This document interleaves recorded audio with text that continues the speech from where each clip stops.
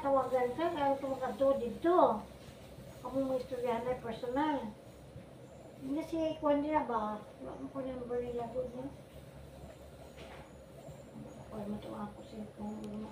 Wala mo ito. Ipat ko na una. Wala ko number ni mamay. Ano Ipang? Nananda si Ipang nga. Sa tangkad niya, tiksan ka kumain na si Reflex. Mas may nang sayo pa makapangandam sila kay dili gyud silang mama gyud silang mama kay ug kuan ako nang ihatag ni Lia ang kwarta din ako nang kuan ang kwarta kay buhi na kog baboy. Kay para matabangan ako sa mama dito sa Pikas Balay. Luoy kayo. Siya rin kuan. Siya rin magbayad.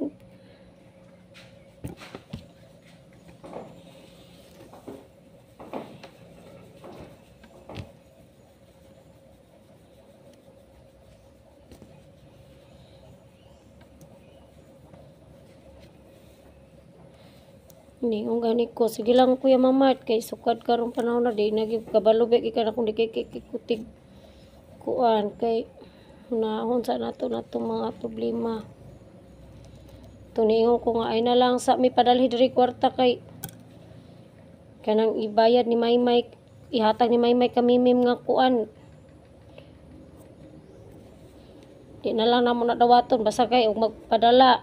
Kuhaon na lang nako ng pagkaon nila sa konsumo sa balay nga 1,000 ug 1,000 manggaling na. Kuhaon ako ng 1,000 ipalit na ako nagbugas tanan then dili na ko na sila pakwaon ka mama og mga kuan kay maura man gyapon. Mas madak-an man mi kay og kuan. Asa man ni kamera ani ma'am? Sa pagtipid sa gyud mo tit kay isa ra ni katuig makaya ra lagi nato ning tanan ing kuo ay siya magpatabang dayon ko ni kuan tit ni tita ingna ing kuo makatabang jud ko makatabang pug ko kuya kay magkuan na lang gyud pug ko magbuhi lang jud ko og kaluy-an ni way siyang giingnan og unsa man ako na lang ning ihatag nimo ning akong halin diri di lang sa ako magbuhi siya pagbuhi lang sa then og makuloy-an di ibaligya na lang pod og kuan iko na mahal kayong baboy kuya. 3,500? 3,500 na po? Nah! Ingko na dili lang sa kuha anak kuya. Ang totoo ay napilitan lang siyang gawin ang bagay na iyon dahil sawa na siya sa panunukso ng mga kaibigan. Nakakahiyamang aminin ngunit sa edad na 27 ay virgin usap. Mabilis siyang nagbihis at lumabas ng kwarto. Psst, di man lang niya ba ako namumukaan? Ani Matthew sa sarili. Napahinto sa paglalakad si Suzanne habang iniisip ang mga nangyari kagabi. Nagkamali ba ako ng pinasok na kwarto kagabi? Paano na yan? Kailangan ko pa naman ng malaking pera para sa pagpapa-opera ni Bunso. Naiiyak niyang wika at napasalampak na lang sa sahig. Umuwi siya sa kanila na bigo, ngunit kailangan niya ulit. Much masarap pong shared.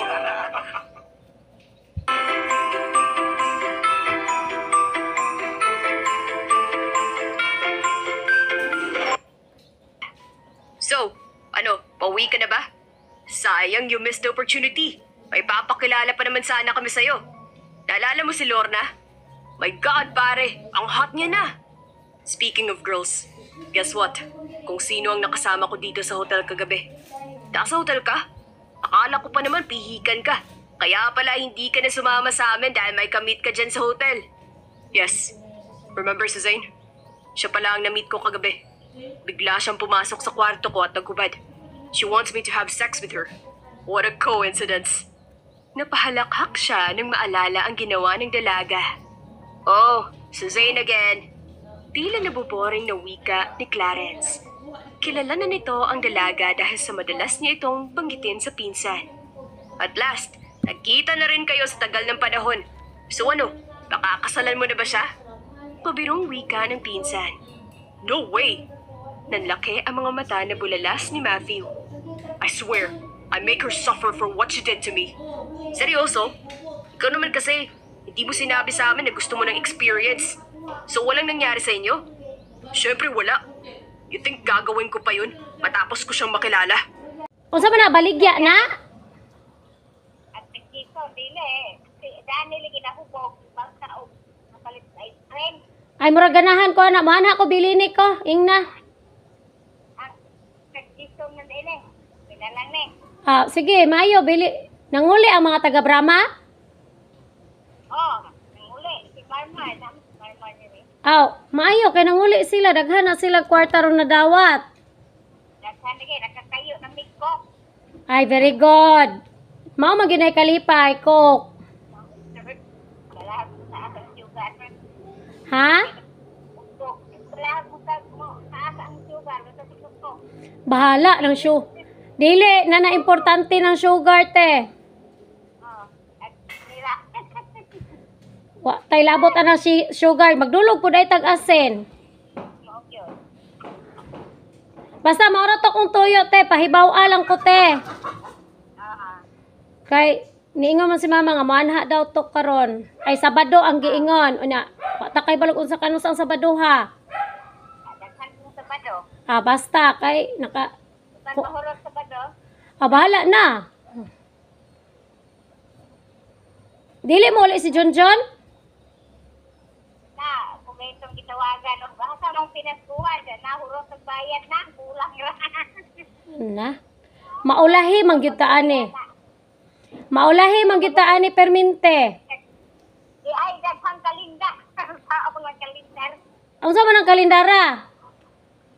Uwa sa Sibupod. Kalindar na ilang, nga dagko, unsa to. Ay, nan. Ang saon po na. Wapoy mo uli, siya. Ay, di, ugnay mo. Ingna, naapay nahibilin diya. Kay mauli si tata og February. Akong ipadala.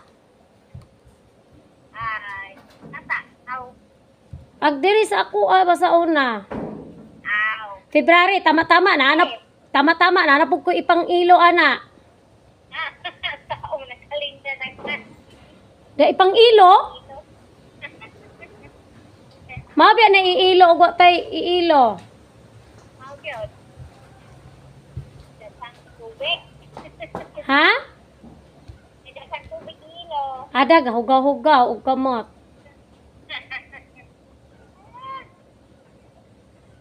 Nya, maura to. Oh, mura to. Maanharak Christmas na lang. maanharak ko og unsa ne. O are, magdala ka guys. Og siya'y, og mahimo po, siya'y panhion. Aron tanan, may makikistorya niya. Oh. O Brazil. Ang inom po ng patuon ng kadiha. Pwede pod. Og di po siya ganahan mo ari kay Danlog. Ako na lang, kami tanan mga anha diha. Pag anda mo paniud to. Ay, ano pa, mag-anda, mag-nakong 16 are. Ano unsa po nasudaan na buyag, oy? Mura mura man tagkaingnonon ani di na lang pod mi sa mi mo anha. Bahala mo diha. Ako 16, ay daghang 16 are. Na, makadungog bitaw na sila, mudagan na. Bitaw te, salamat daan te. Sige. Bye-bye. Bye-bye.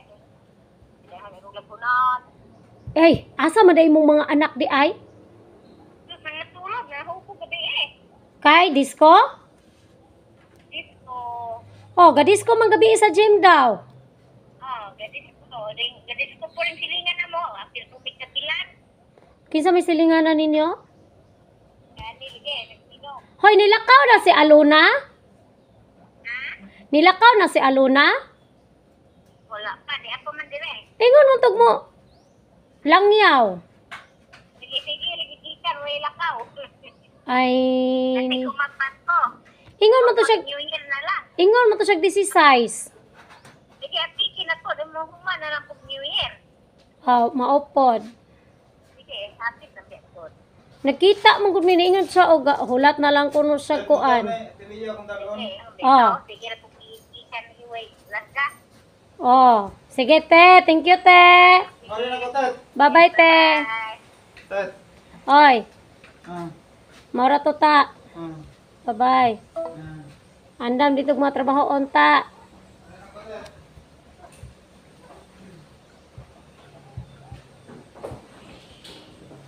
Ni Ageo, di ka ba nanghid ni Ageo?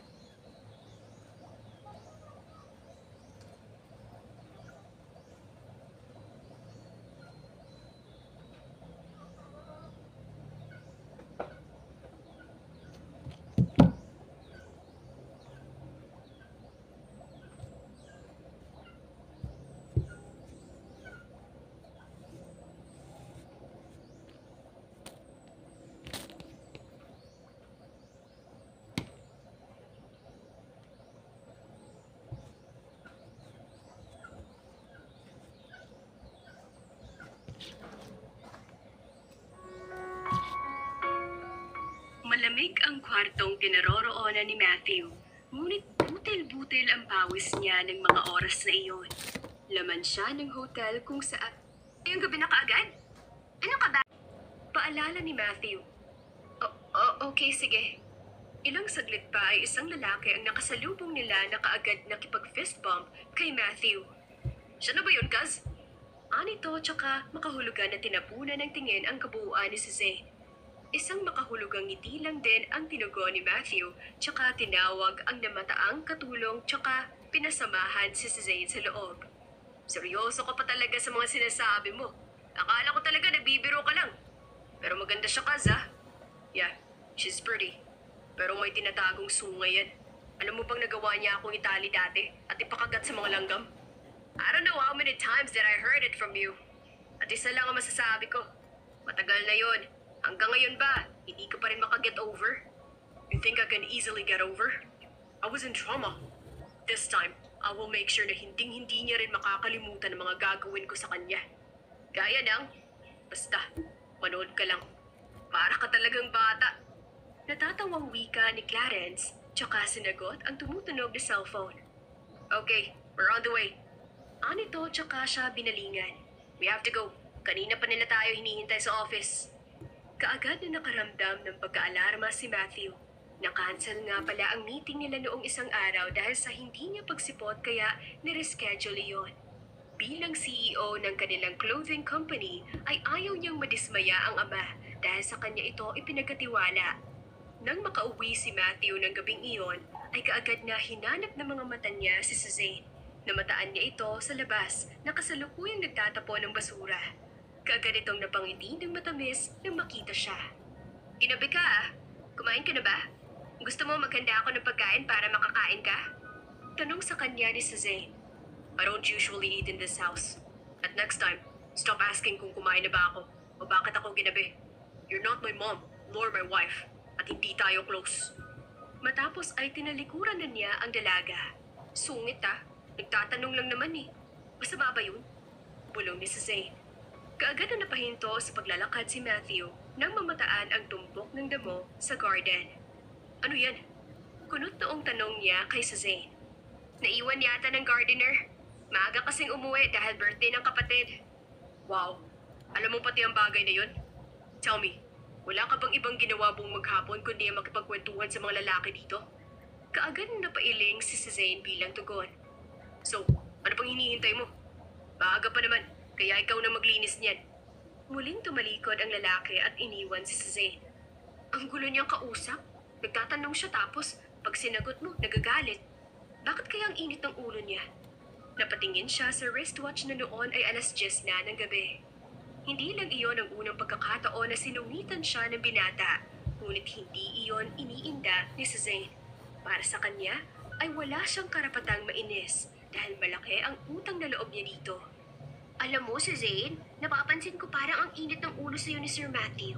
Palagi ka na lang niyang sinusungitan tuwing nakikita ka. Puna sa kanya ng kapwa-katulong na si Martha. Talaga? Bakit hindi ba normal sa kanya yun? Ang ibig kong sabihin, syempre amo siya, kaya ganun lang talaga siguro. Nangingiting tugon ni Suzanne. Naku, hindi kaya. Ikaw lang ang tinatrato niya ng ganun, pero sa amin, mabait siya. Baka nagkataon lang na mainit ang ulo niya. Mabait si Sir Matthew dahil siya ang nagbayad ng pampaopera ng kapatid ko, kaya malaki ang utang na loob ko sa kanya. Sabagay, tama ka naman. Baka nga nagkataon lang. Si Sir Matthew kasi ang nagmamanage ng business nila kaya siguro minsan sobrang pressure siya. Napangiti na lang si Suzanne sa kapwa-katulong at itinuloy ang trabaho. Ngunit ang inaakalang nagkataon lang ay unti-unting naisip ni Suzanne na isang pagkakamali lang dahil naramdaman niya na ang pakikitungo nito sa kanya ay kaiba sa trato nito sa ibang maid. Anuman ang rason ng binata ay pilit niya iyong iintindihin. Total, ay nandoon naman siya para sa kinabukasan ng kapatid. Good morning, Sir Matthew. Ang aga niyang nagising ah. Magiliw na bati ni Suzanne sa binata nang maabutan ito na nagkakape sa garden habang nagbabasa ng magazine. Matamang tinitiga ni Matthew ang dalaga. Naiinis siya sa ngiti nito na kahit ilang beses niya itong pinakitaan ng hindi maganda ay tila walang epekto sa babae. Ang gusto niyang mangyari ay mainis ito at magreklamo. At higit sa lahat ay gusto niyang makita na umiyak ito. Anong klaseng pagpapahirap nga kaya ang dapat niyang gawin para mapaiyak ito gaya ng ginawa nito sa kanya dati? Pagkatapos ko dito, gusto kong sumama ka sa akin. Ani Matthew sa dalaga. Saan po tayo pupunta? Huwag ka nang magtanong.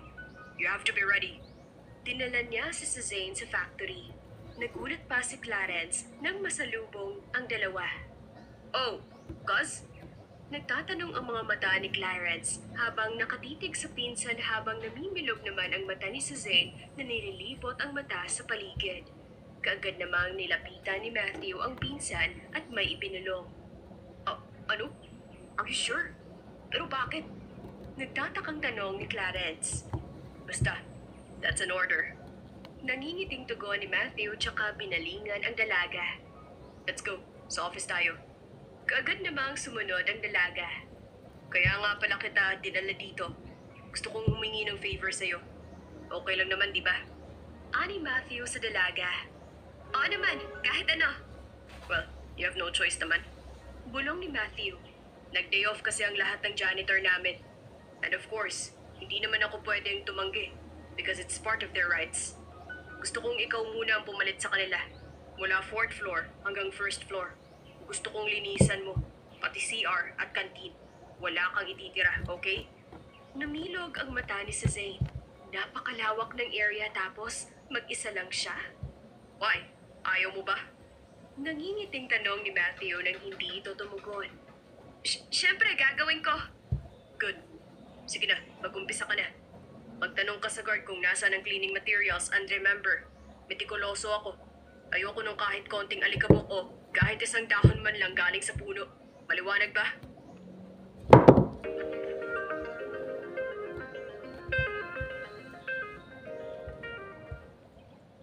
Napatango-tango naman si Suzanne bilang tugon. Ilang saglit pa ang nakalipas ay tanaw nilang magpinsan mula sa glass window ng kanilang office si Suzanne na nagkakandakuba sa pagwawalis at paghahakot ng basura sa labas. Tignan mo siya, cuz. Di niya alam kung anong uunahin niyang lilinisin. Humalakhak na wika ni Matthew habang umiinom ng wine. Napalingon siya kay Clarence nang tumikhim ito at nakita niyang hindi lang pala silang dalawa ang tao doon. Naroon ang sekretary niya at isang staff na nagtatakang nakatingin sa kanya. Sige na, Miss Navarro. Okay na tong report mo. Makakalabas na kayo. Utos ni Clarence sa dalawa. Nang makalabas ay pinalingan siya ng pinsan. My God, Matthew. Will you act a real CEO in this place? Para kang bata. One more thing. Bullying is prohibited in this company, remember? Why? Sino bang nambubuli? Ako? May nambubuli ba na kayang magbigay ng milyon sa isang maid? Tell me. Nakangiting tanong ni Matthew. Stop being sarcastic here. Pinauwi mo ang lahat ng janitor. And then pinagawa mo sa iisang tao lang ang mga trabaho nila. Don't worry about her. Kayang-kaya niya yan. Nangingiti pa rin tugon ni Matthew habang napapailing na lamang si Clarence. Ilang oras pa ang lumipas ay siya naman ang napasimangot dahil ang inaasahan niyang mga yak-niyak na itsura ni Suzanne ay taliwas sa kanyang inaasahan.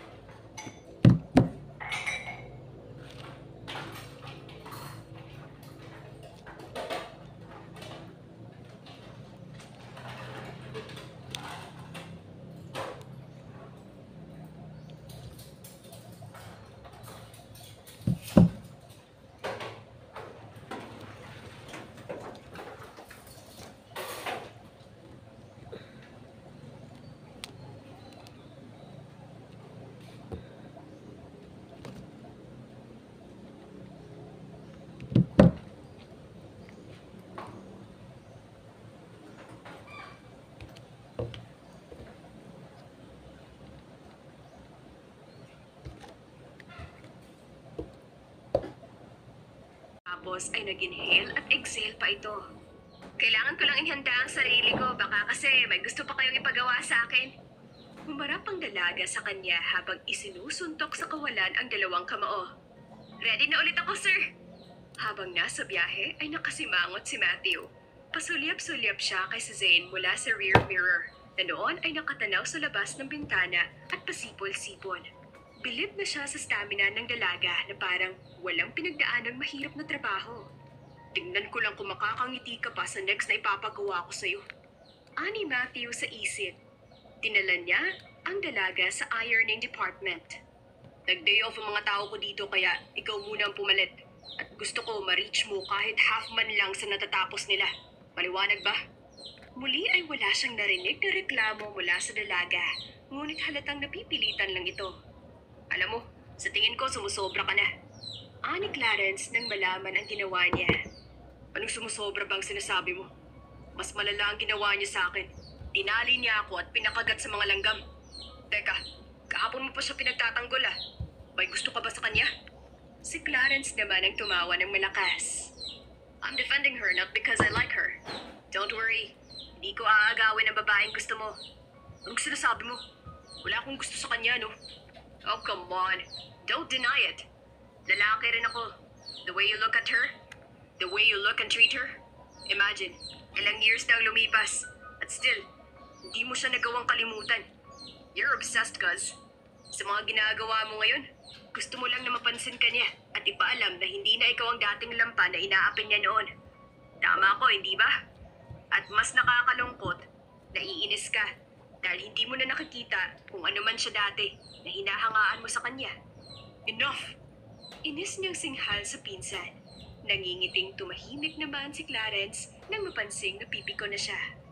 Nang mapag-isa si Matthew ay bumalik sa isip niya ang lahat ng sinabi ni Clarence. Inis na inis siya sa pinsan. Patutunayan niya dito na wala siyang gusto kay si Zane at ang lahat ng ito ay paghihiganti lang. Pamagsak naman na inihiga ni si Zane ang katawan sa kama ng gabing iyon. Sobra na naman ang naging pagod niya sa buong araw. Bigla niya tuloy na miss ang magstay na lang sa mansyon kung saan napakagaan ang trabaho niya na di gaya ngayon para siyang kalabaw. Ano na naman kaya ipapagawa niya sa akin bukas? Baka naman paglinisin niya ako ng kalsada buong araw. Aniya, tsaka napapikit na. Pagkagising ni si Zane kinabukasan, ay kagad na siyang lumabas ng kwarto. Nasalubong pa niya si Matthew na biglang napasimangot nang makita siya. Good morning, sir. May lakad po ba tayo ngayon? Wala. Sagot ni Matthew tsaka tinalikuran siya. Bakit kaya laging malamig ang pakikitungo niya sa akin? Gusto ko pa naman sana siyang maging close. Halos magdamag na hindi nakatulog si Matthew. Hindi na naalis sa isip niya ang mga sinabi ni Clarence. Hindi niya iyon matanggap kaya lalo siyang naiinis sa dalaga. Nang magsawa ang katawan sa paghiga, ay naisipan niyang pumunta sa terrace kung saan tanaw niya si Zane na nakikipagkwentuhan sa hardinero habang kumakain ng mangga. Nang makita siya ni Zane, ay kinawayan siya nito tsaka inalok ng mangga. Nagpapanggap lang ba siya o talagang manhid siya? Ani Matthew sa sarili. Ginawa na niya ang lahat ng paghihirap ngunit tila hindi iyon iniinda ni Zane. Bigla ay kumislap ang mata niya sa naisip na namang kapilyuhan para sa dalaga. Mabilis siyang bumaba at tinawag ang hardinero tsaka may binulong dito na ipinagtaka naman ng kausap. Pero po, saan yun? Huwag ka nang magtanong. Basta gawin mo na lang ang inuutos ko. Ani Matthew. Napakamot na lamang ng ulo ang hardinero tsaka tumalikod na. Ilang oras pa ang lumipas ay nagbalik na ito at pinaalam kay Matthew na okay na ang pinapagawa nito. Kaagad hinanap ng mata niya si Zane na noon ay nasa labas habang nagsasampay ng mga damit. Natigilan si Matthew nang mapatitig sa maaliwalas na mukha ng dalaga. Maging ang kabuuan nito ay nagawa niyang pagmasdan. Naalala niya bigla nung naghubad ito sa harapan niya. Nang tumunog ang cellphone niya, ay napatingin sa kanya si Zane kaya nagtama ang mga mata nila. Anong ginagawa ni Sir dito sa likod bahay? Bulong ni Zane sa sarili. Halos mahulog pa ni Matthew ang cellphone sa labis na pagkataranta, tsaka iyon sinagot. Hey, Matthew, nasan ka? Hindi ka pa pupunta dito sa office? Tanong ni Clarence. Hindi kasi ako nakatulog kagabi, kaya tinatamad ako. Isa pa, gusto kong kumain ng mangga. Nangingiti niyang wika habang nakatitig kay Zane. Mangga? Nagbibiro ka ba? It's here, fam. You know Fred's offers on the GoMo PH app. Swap GPs for awesome deals, experiences, and mo. Swap, swap, swap. We don't stop. We go mo.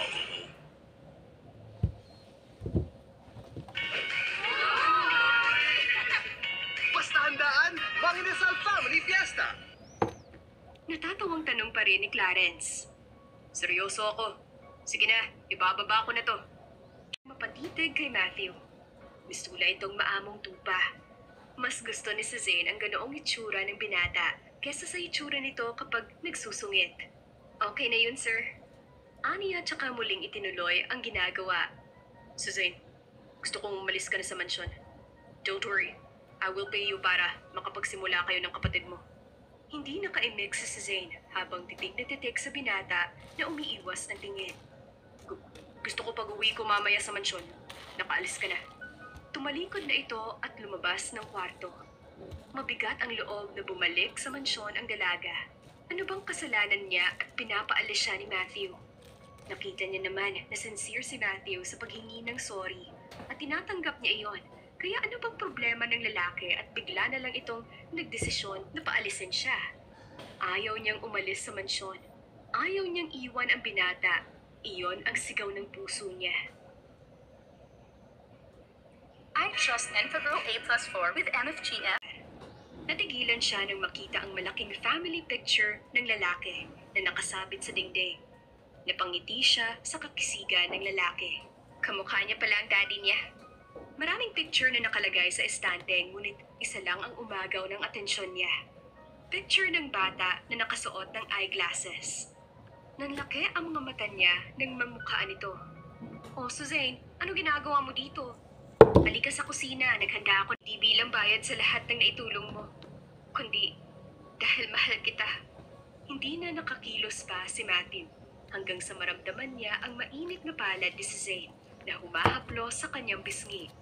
Hindi niya rin napigilang hawakan ang pisngi ng dalaga tsaka mainit na sinunggaban ang labi ni Suzanne. Tuluyan nang nawala ang katinuan ni Matthew at inihiga na ang dalaga sa malambot na kama. Doon ay nag-alab ang kanilang mga damdamin para sa isa't isa. Nang magising kinabukasan si Matthew, ay ang maamong mukha ni Suzanne ang bumungad sa kanya. Nakayakap ito ng mahigpit na tila ba ayaw na siyang pakawalan pa. Napangiti siya nang maalala ang mainit na gabi na pinagsaluhan nila. Hindi lang isang beses, kundi maraming beses kaya siguro hanggang ngayon ay himbing pa rin ito dahil sa pagod. Marahan siyang kumilos para bumangon tsaka siniil ng halik ang labi nito. I will call you later. Sa ngayon kailangan ko munang pumunta sa office. Ani Matthew. Nang may handa na ang sarili ay lumabas na siya ng kwarto at tinawag ang namataang katulong. Manang, gusto kong maghanda ka ng masarap na breakfast para kay Suzanne. Sige po, sir. Nang makarating sa office ay napansin kaagad ng pinsan niya ang maganda at hindi mapawi-pawi niyang ngiti. Sis, marami akong pagod at nalagas pa ang dugo. Pwedeng simptomas yan ng iron deficiency anemia. Mag-Sangobion! Kailangan mo ng iron-rich multivitamin para tumulong pasiglahin ng dugo. Right back on! Sangobion! Wow! Tell me, may nangyari ba? Ang ganda ng ngiti mo eh. Puna ni Clarence sa kanya. Well, let's say ganun na nga. But let me enjoy the moment. Gusto ko munang sarilinin.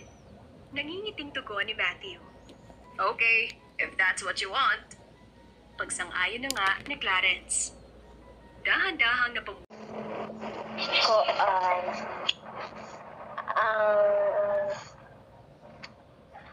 tag 50. Oh, 50. Et, Okay, 50. oh, Nay mo palit? Oh, sige, 50.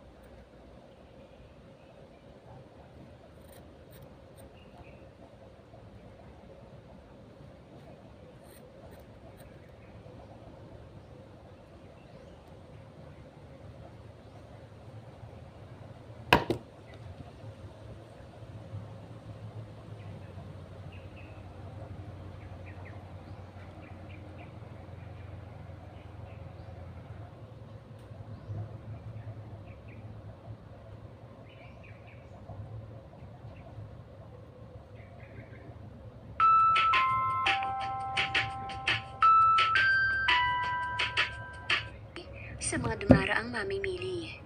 Hindi niya iniaalis ang ngiti sa lab.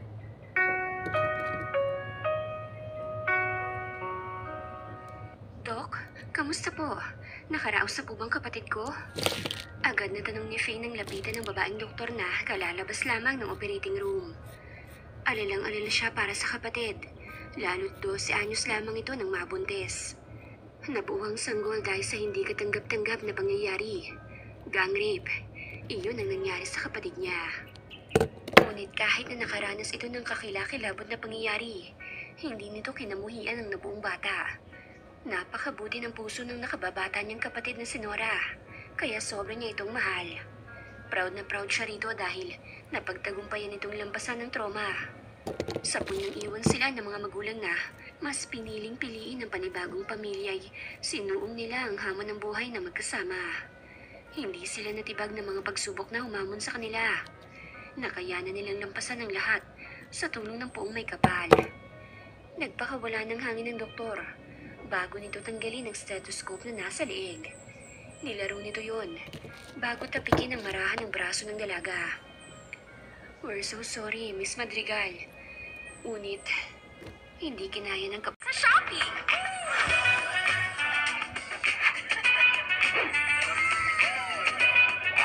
Get fashion and beauty deals for as low as 50 pesos for new users. Download Shopee now.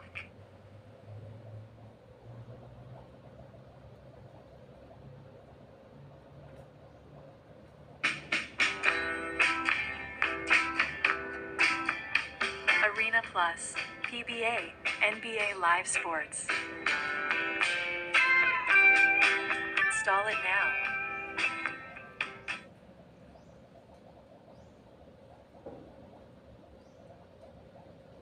hindi na maibabalik pa ang kapatid niya. Nora, mahal na mahal ka rin ni ate. Pangako ko sa iyong hindi ko pababayaan ang anak mo. Ituturing ko siyang parang tunay kong anak. Magpahinga ka na, kapatid ko. Huwag mo kaming iisipin pa dahil hindi ko pababayaan ang anak mo.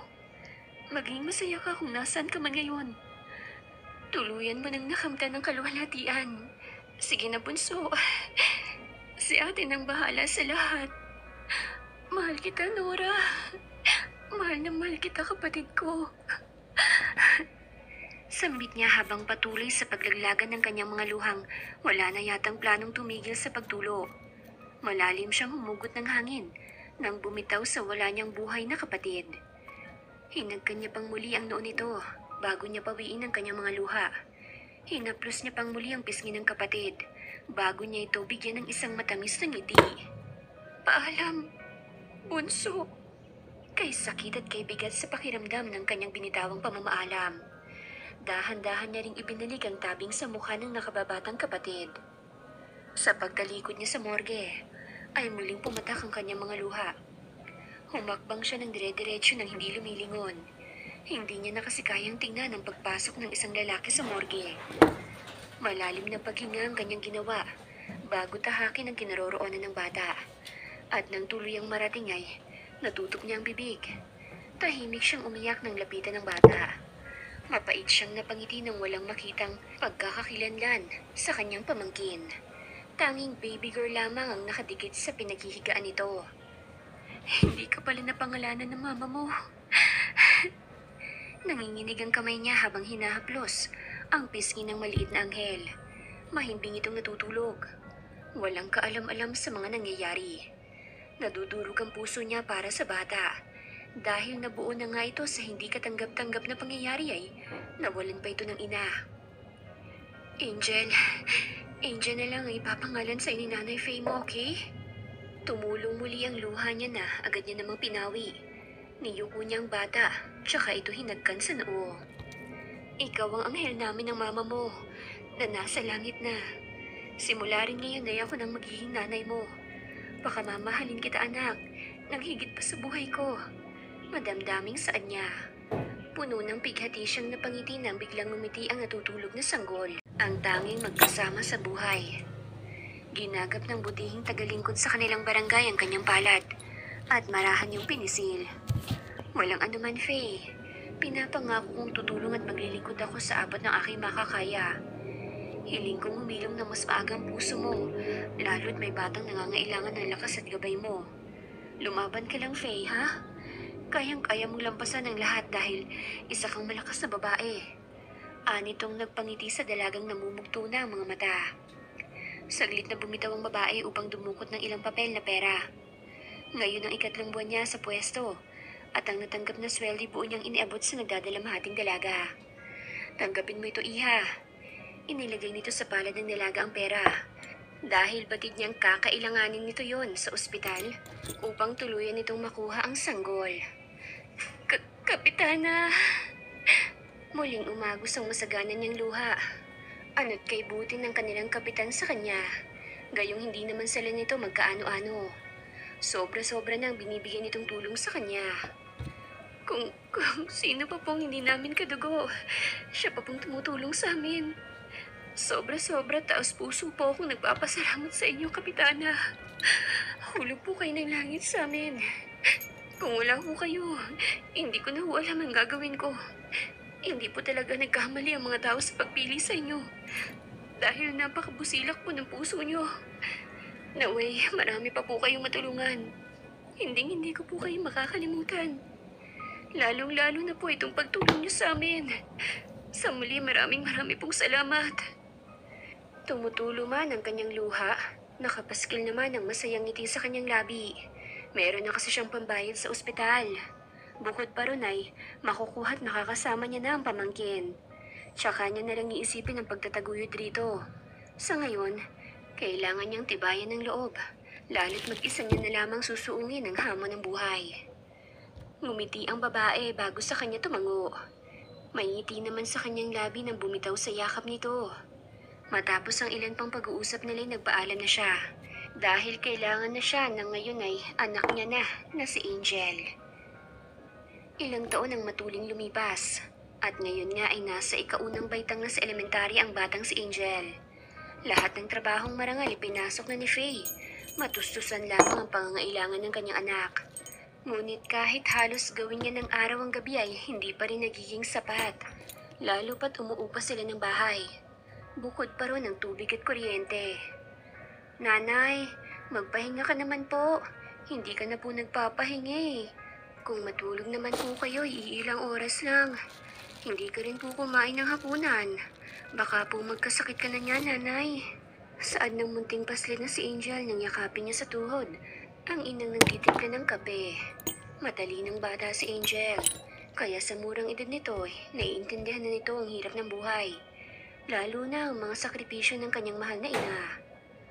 6:00 na, ngunit ang tanging hapunan lamang ni Faye ay kape. Yung natirang kanin kasi kaninang tanghali ay sa anak niya na lamang ipinakain. Wala nang kalaman-laman na lagayan nila ng bigas. Wala na rin siya ni pisong kusin, kaya kailangang tiisin ang gutom. Ilang beses na nga ba siyang nagpalibas ng gutom dulot ng kawalan ng pera. Magmakaawa man kasi siya sa tindahang pinagkakautangan bali wala rin.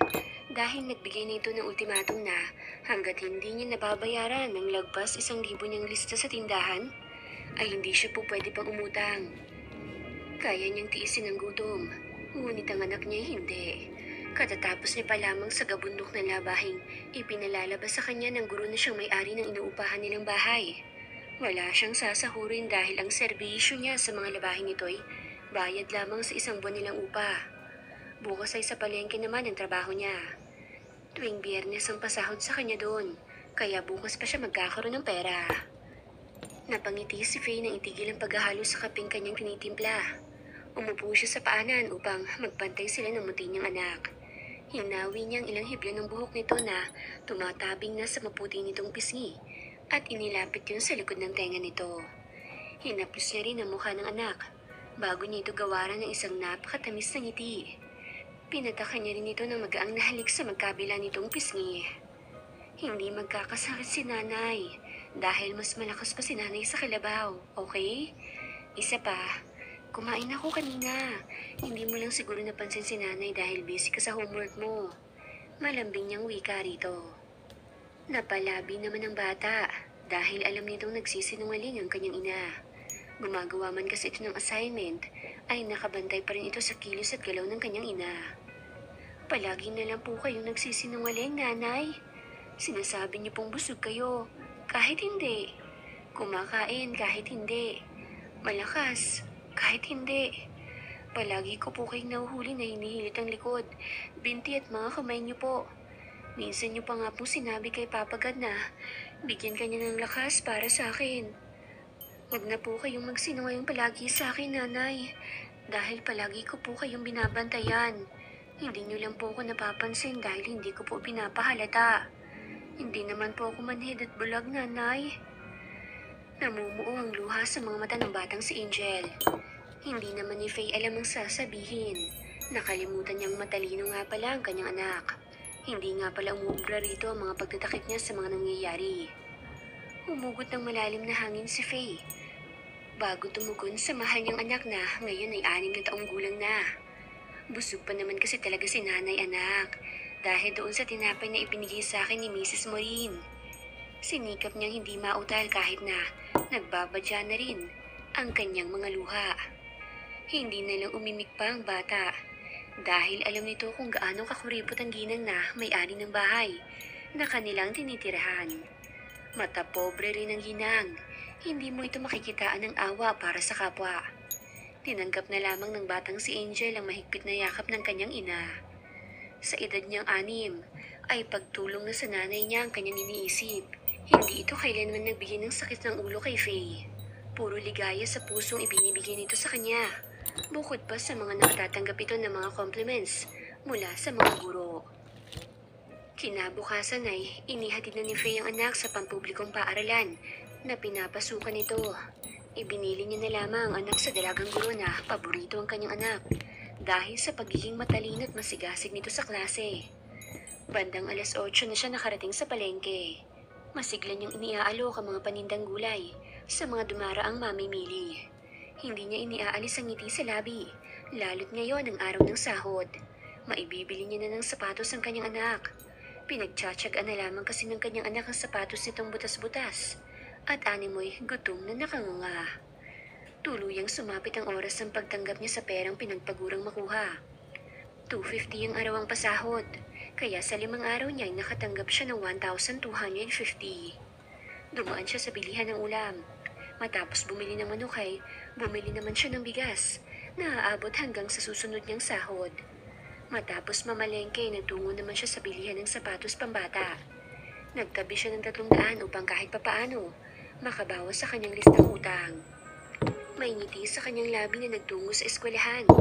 5:00 na at ang tanging estudyante na lang sa eskwelahan ay ang kanyang anak. Pasensya na po ma'am kung medyo natagalan ako. Ibinili ko pa po kasi ng sapatos itong anak ko at saka namalengke na rin po ako. Hinging paumanhin niya sa guro nang yumakap sa kanyang anak na ngayon ay nakangiti na. Samantalang kanina nung wala pa siya ay nakasimangot lamang ito. Walang anuman, Miss Madrigal. Siya, ako'y magpapaalam na rin dahil nandyan ang sundo ko. Anitong tinanguan na lamang na mag-ina.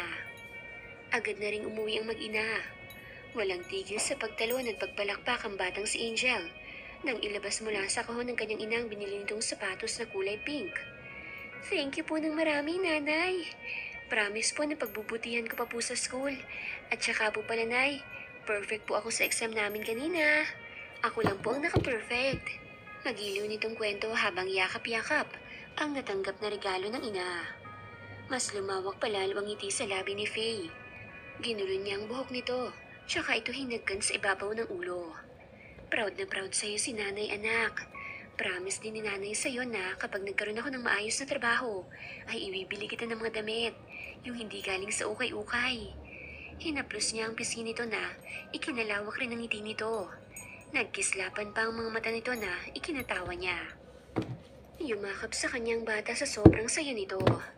Thank you talaga ng marami, nanay. Saan nito? You're welcome palagi, anak. Oh shit, ako'y maghahanda na ng hapunan natin. Ano palang gusto mong luto sa manok na binili ko? Fried chicken o adobo? May ngiti sa labi niyang tanong. Tila ba napaisip naman ng bata.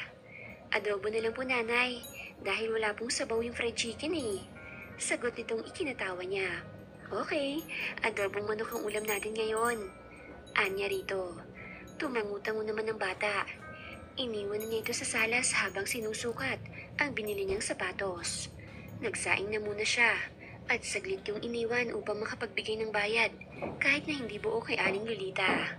Pasalamat lamang si Faye na kahit masungit ang matandang tindera ay nakakaunawa naman ito.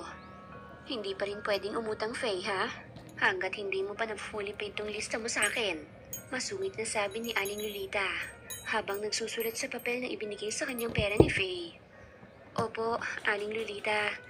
Sa susunod na sahod ko po'y mababayaran ko na po yan.